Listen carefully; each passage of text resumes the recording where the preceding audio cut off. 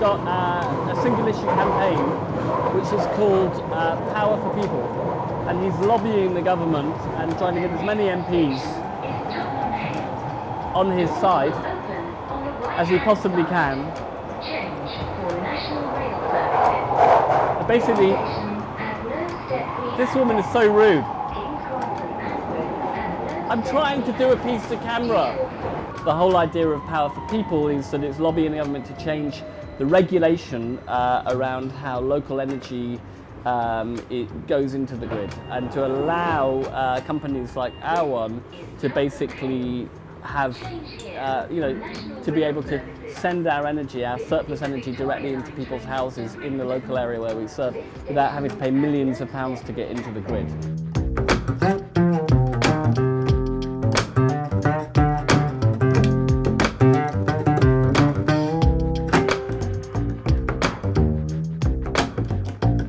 I'm Steve Shaw, and I'm the director of Power for People. We're an environmental campaigning organisation in the UK.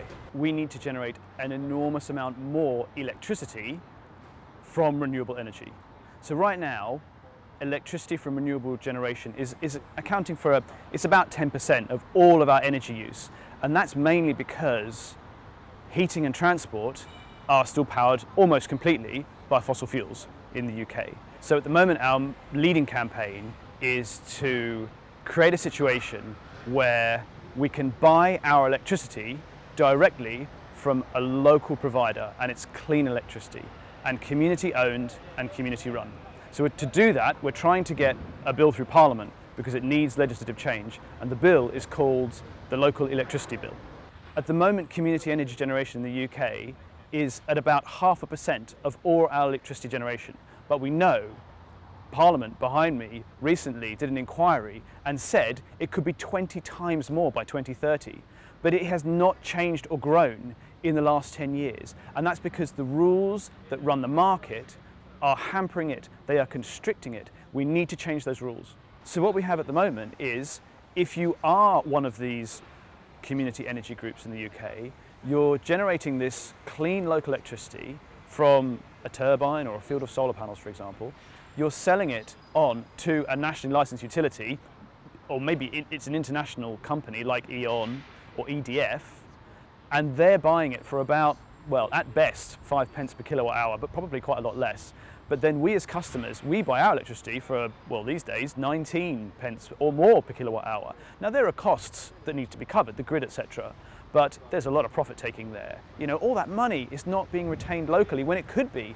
And those people up on Uist, they've got these 3 big wind turbines. There should be more money going to local people because of those turbines. That's all we're asking for. But of course, if we can create that situation, then there's not just the incentive, there's a viable business model for much more of that scale generation to be built, which is what we need. There are regional monopolies in the UK. There's 6 that control the local wires, the ones that run, right up to your house, for example. They are called DNOs, distribution network operators. And what's good is that so far 3 of them are actually supporting the bill, the local electricity bill that we're trying to get through Parliament. So they're saying, by supporting that, they want to be part of the future. They understand these network upgrades are going to be needed. And so we have even regional monopolies, incumbents, accepting and acknowledging that basically those wires and the system's got to get better. There's about 500 community energy schemes around the UK, and some of them are thriving, others are really struggling. But the reason we're not going directly in for that kind of work, and instead trying to change the rules, is that we need it to happen at scale. And 0.5% of generation is just not enough, especially when it could be 20 times more. And remember, community energy schemes have not grown for a decade. So it's not like they're sort of on a steep climb trajectory, in which case you say, great, well, they're doing well, let's let them run. That is the opposite of what's happening. The rules are stifling them, they are blocking them. We've got to remove these burdens and enable them. And it's only change of the market structure that's going to do it at scale. The scheme that you're getting off the ground, Dan, is is going to be so great, partly because of the knock-on benefits. They are huge, sometimes hard to see, but huge. When more local people are seeing something like that happen locally, hearing about it, understanding it, that kind of ripple effect into society, that can be enormous. Another thing that it could actually be really beneficial is just that if you do come up against barriers, being able to show clearly in a real example these barriers you've come up against, that's incredibly valuable as well. The climate crisis is still a real problem because despite the terrible wildfires and other natural disasters we see, the huge floods, it doesn't really feel like it's right here. You know, were you worried about the climate crisis affecting your life today when you woke up and had your breakfast this morning? You know, this is why it's the greatest challenge we've ever faced, because it's not immediate. And when it really becomes immediate to all of us, it will be way too late. We've never had to have foresight like this before. And so this is a huge challenge for campaigners, for governments. It's partly why the COP meetings have struggled and floundered so terribly up until now to actually get a global plan in place and the changes in place we need. It is a challenging thing to try and change the energy system. We accept that. But we can only do this if the government work with us, and they will not. Will they meet with us? No. Will they talk with us? No. Will they talk with the bill's cross-party sponsors in Parliament? No. We have had German debates in Parliament. We have had hundreds of MPs sign the bill. We've had MPs writing to them. There are tens of thousands of constituents who've written to their MPs, asking those MPs to write to the government. Will the government meet with us? Will the government help make this work? No. A big piece of the puzzle too has to be community scale generation, where communities are benefiting. And in fact, it's absolutely fundamental, and what you're doing is a part of this, absolutely fundamental, because if there's just huge wind turbines built offshore or enormous solar fields built in the countryside, some people will say, I don't like this. And then a Nigel Farage type character will come along and whip them up against it. And then we won't stop the climate crisis.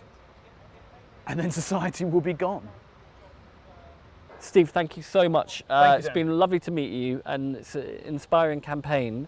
So hopefully we'll connect, as we go, because I think that the film plays into what you're doing, and what you're doing plays into the film. I agree. Yeah. I think so. So let's collaborate a bit more further down the line. Yeah. Look forward to it. Okay, Good. Cheers. Good to meet Steve. I've only seen him on Zoom before. I thought he was very articulate. I guess I shared his passion that the community energy could grow by an exponential amount, and should. And I think his campaign is interesting and useful. And hopefully we'll get to collaborate a bit in the future as the project sort of grows. We'll share information together. I think it was a good meeting, and I'm glad that we've come down to in front of the House of Parliament. I can't help but think no change is coming from there anytime soon. He really does believe in Parliament as a he has this deep sort of knowledge of the history of key moments of electoral bills being passed and all the rest of it. He mentioned the suffragettes and the abolition of slavery, and all of these things that came from Parliament, and obviously has a reverence for the democracy that we're in. For me, I just see a whole load of scaffold over a building that's crumbling, and I think what good has come out of there, of late. And so I have a bleaker outlook to him on that, but I admire the fact that he has that optimism, and let's hope he's right. But I think the most important thing is that we are building now, despite what's happening back there. What we're trying to build bypasses whatever happens there, up to a point. Of course, regulations will always exist, and they could get worse. But hopefully they will get better. But whether they get better or worse, for now, everything that we're doing is within, it is legal, and we're just pushing it as far as we possibly can to try and make change in the here and now, from the grassroots up, not waiting for these people in the Parliament to deal with it. So I guess we have a slightly different philosophical take on how to change things, me and Steve. but at the same time we both see the same picture. We're going in the same direction, just via different routes.